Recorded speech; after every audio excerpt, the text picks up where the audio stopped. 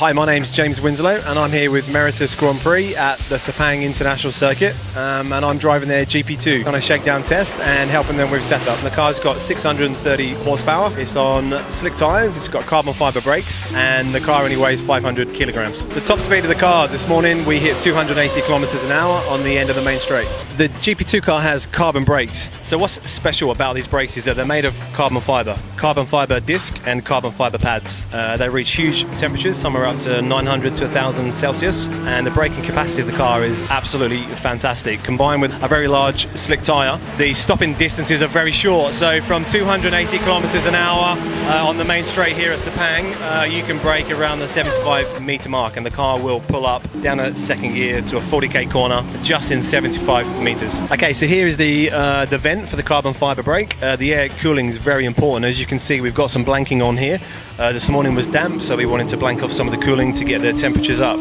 The temperature of the carbon brake is very important. The first 2 laps of any practice or any race, the first time you drive the car, when the brake is cold, the brakes will not work efficiently. So you have to get at least 600 degrees Celsius into the brakes before they'll do their job.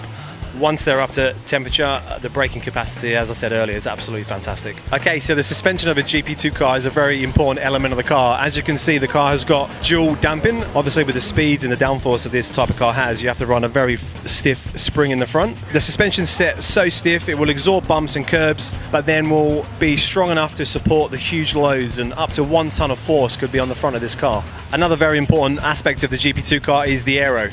The barge boards on the front, all the extra elements on the car are basically designed to clean up the air before it goes over the rear wing.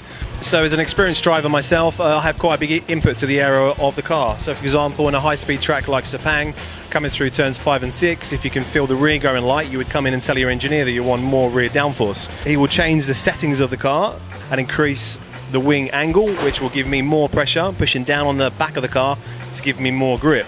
The kind of loads that will go through this rear wing would be up to 1,500 kilograms just in weight pressure, pushing the rear of the car down.